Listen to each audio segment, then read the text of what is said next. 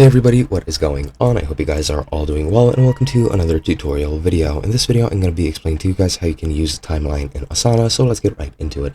Now, what timeline is, as you can see at the top of my project here, it is a tab which allows you to view your tasks in a timeline to better visualize how your work is going to flow, what times you're going to do which tasks, what time you have in between them, etc., etc. And I'm going to select a project with a bit more tasks, such as this one. I don't have due dates set for this one, but for example, I'll set it from 6 to, or I'll set the due date to 20, the 20th of September. This one I'll set to the 18th of September, and as you can see, I have this section set up with 4 tasks. Now, once I go into timeline, as you can see, I have these tasks in my timeline, and you can overview your tasks and move them around however you would like, just by clicking and dragging them like so. And you can even click wherever you want and add a new task. You just write the task name. For example, I'll write task number 3.3 just as an example, and now that task has been added, and it lasts from October 1st